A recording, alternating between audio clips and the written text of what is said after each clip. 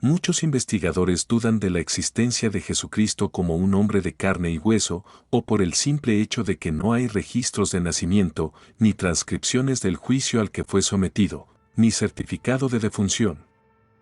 La Biblia cuenta que Jesús tenía alrededor de 30 años cuando comenzó su obra, que nació en Belén y fue criado en Nazaret, pero no se dice nada de su aspecto. Se ha sedimentado la imagen más conocida de Jesús, como un hombre blanco, barbudo, de cabello largo castaño claro y ojos azules. Aquí te mostramos 10 evidencias de que Jesucristo sí existió. 1. Piedra de Pilato. En 1961 los arqueólogos liderados por el Dr. Antonio Froba descubrieron en Cesarea Marítima, una ciudad romana antigua, a lo largo de la costa mediterránea de Israel, un fragmento de piedra caliza que llevaba grabada una inscripción con el nombre de Poncio Pilato. La placa, de 82 centímetros de ancho por 68 de alto, que hoy se encuentra en el Museo de Israel, Jerusalén, fue escrita en latín e incrustada en una sección de escaleras que conducen al anfiteatro de Cesarea. La inscripción dice lo siguiente: Poncio Pilato, prefecto de Judea, ha dedicado al pueblo de Cesarea un templo en honor de Tiberio. La información descrita coincide con el gobierno del emperador Tiberio entre los años 14 y 37 después de Cristo y también con el cronograma bíblico descrito en el Nuevo Testamento. 2. Papiro GR17. Existen 3 pequeños fragmentos de un manuscrito de la época que podrían probar que Jesús efectivamente vivió y predicó. Según narra la Biblia, se trata del manuscrito GR17, que se conserva en el Colegio Magdalena de Oxford, Reino Unido. El papiro fue comprado en un bazar egipcio por el reverendo Charles Busfield Hilliard a fines del siglo XIX. En la última década del siglo XX, el investigador alemán Carsten Peter pudo probar gracias a los avances tecnológicos que el papiro es efectivamente el documento neotestamentario más antiguo del que haya registro, ya que fue escrito alrededor del año 40 después de Cristo. En el manuscrito se reproducen versículos del Testamento de San Mateo, lo que lo convierte en el primer registro existente, donde Jesucristo es nombrado por un contemporáneo que alega haberlo conocido. 3. La casa de Pedro. En 1968, en Capernaum, debajo de los restos una ruina bizantina, se encontró una casa del año 1, con inscripciones en arameo y latín que la identifican como la casa del apóstol Pedro.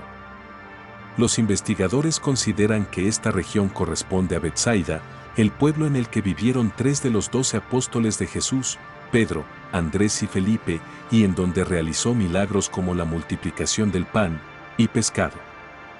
4. Grafito de Alexamenos. Es un grafito encontrado en un muro en el Monte Palatino, en Roma. Es la primera representación pictórica conocida de la crucifixión de Jesús.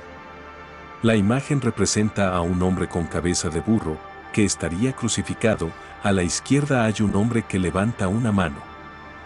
La cabeza de asno sugiere la adoración de un asno, que recibía la entonces secta cristiana, por parte del mundo intelectual greco-romano. 5. Flavio Josefo, año 93. El historiador judío romanizado, año 37, recoge en el texto conocido como Testimonium Flavianum, de su libro, Antigüedades Judías, una referencia a Jesús, que si bien se cree que fue retocada, se considera auténtico. El texto dice: en aquel tiempo apareció Jesús, un hombre sabio, si es lícito llamarlo hombre, porque fue autor de hechos asombrosos, maestro de gente que recibe con gusto la verdad. 6. Tácito, año 116. El historiador romano, año 56 al 118, menciona a Cristo al hablar sobre Nerón y el incendio de Roma en el año 64.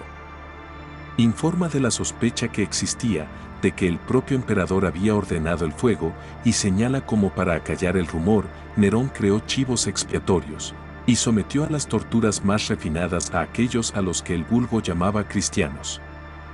7. Plinio, el joven, año 112. Fue un procónsul en Bitinia del año 111 al 113 y sobrino de Plinio el Viejo. Se conservan 10 libros de cartas que escribió, y en la carta 96 del libro 10, escribe al emperador Trajano para preguntarle qué debía hacer con los cristianos, a los que condenaba si eran denunciados. En ella cita 3 veces a Cristo, y señala que los cristianos decían que toda su culpa consistía en reunirse un día antes del alba, y cantar un himno a Cristo, como a un Dios. 8. Suetonio, año 120. El historiador romano, año 70, hace una referencia en su libro sobre la vida de los Césares, donde narra la vida de los 12 primeros emperadores romanos. En el libro 5, se refiere a un Crestus, al mencionar la expulsión de los judíos de Roma ordenada por el emperador Claudio, expulsó de Roma a los judíos que andaban siempre organizando tumultos, por instigación de un tal Crestus. La mayoría de los historiadores coinciden en que Crestus es Cristo, porque era frecuente que los paganos confundieran Christus y Crestus, y no existe ningún testimonio sobre ningún Crestus, un agitador desconocido. 9. Luciano, año 165. El escritor griego Luciano de Samosata satiriza a los cristianos en su obra, La muerte de Peregrino, diciendo que consideraron a Peregrino un dios, un legislador, y le escogieron como patrón, solo inferior al hombre de Palestina, que fue crucificado por haber introducido esta nueva religión en la vida de los hombres. Su primer legislador les convenció de que eran inmortales y que serían todos hermanos si negaban los dioses griegos, y daban culto a aquel sofista crucificado, viviendo según sus leyes. 10. Mara bar Sarapión, finales del siglo I. Existe una carta de Mara ben Sarapión, en sirio, a su hijo en la que se refiere así a Jesús, aunque no lo menciona por su nombre: ¿qué provecho obtuvieron los atenienses al dar muerte a Sócrates, delito que hubieron de pagar con carestías y pestes, o los hebreos al ejecutar a su sabio rey, si al poco se vieron despojados de su reino? También dice que un Dios de justicia vengó a aquellos 3 sabios, los atenienses murieron de hambre, a los de Samos se los tragó el mar, los hebreos fueron muertos o expulsados de su tierra para vivir dispersos por doquier. De esta manera podemos concluir de que las evidencias históricas de la existencia de Jesús han sido admitidas y se pueden consultar con facilidad.